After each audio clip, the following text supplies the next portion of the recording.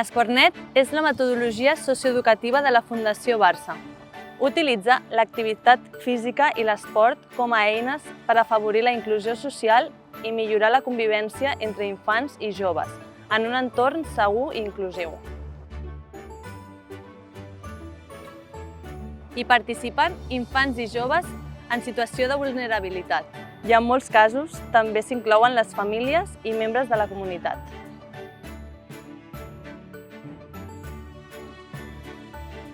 Les sessions d'Esportnet tenen 3 parts, en les quals hi ha diferents activitats. Abans i després de cada activitat, els joves s'asseuen en rotllana per conèixer què es farà i un cop acabada fan una reflexió grupal sobre com ha anat aquesta. Primera part. Es comença fent una presentació i una benvinguda, en la qual s'introdueix el valor al qual s'articularà la sessió. Seguidament es farà un trencagel, és a dir, un joc d'activació per començar a activar-nos física i mentalment. Segona part. L'activitat d'aprenentatge és la part on hi ha un treball més específic dels valors. Per exemple, si es reforça el valor del treball en equip, es planteja una activitat que estigui vinculada a la participació de tothom. El partit a 3 temps s'estructura en 3 parts.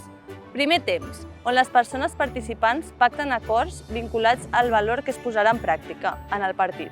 Per exemple, si el valor és el treball en equip, abans de fer un gol, un mínim de participants ha de tocar la pilota. Segon temps, es juga el partit de l'esport escollit posant en pràctica els acords.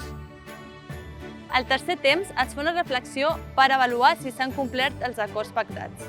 Un partit de 3 temps té 3 premisses principals. 1. Es juga de forma autònoma, és a dir, no hi ha àrbitre. 2. S'ha de fomentar la participació activa. I 3. Els equips han de ser heterogenis. Són partits de qualsevol esport i no han de tenir una finalitat competitiva. Tot el contrari, Esportnet ha de fomentar un bon clima i un espai segur.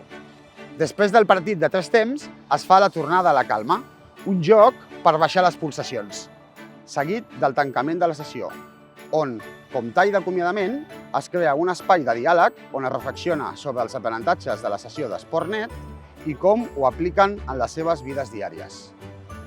Perquè la metodologia tingui l'impacte esperat, es requereixen almenys 2 sessions d'Esportnet setmanals amb el mateix grup, d'una durada mitjana de 2 hores per sessió, amb una ràtio d'una persona educadora per cada 15 persones participants.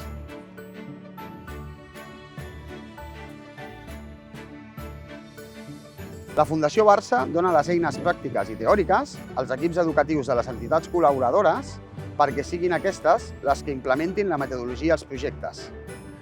Això es fa mitjançant un seminari pels educadors de les entitats que es celebra a Barcelona o amb formacions a terreny.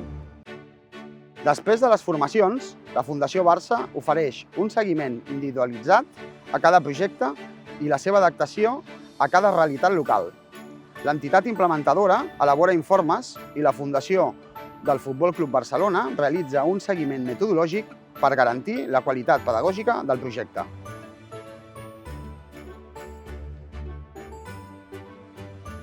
Per dur a terme la sessió d'Esportnet es necessita divers material esportiu, pilotes, cons, cordes, pitrais... A més, hi ha una plataforma amb recursos pedagògics pels equips educatius.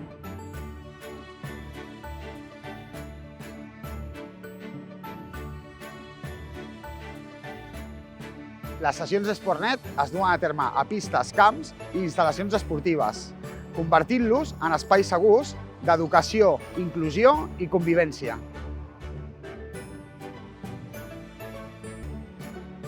Per acabar, Esportnet va néixer amb l'objectiu de posar el nostre gra de sorra per millorar les situacions de risc social dels participants en els nostres projectes d'arreu del món.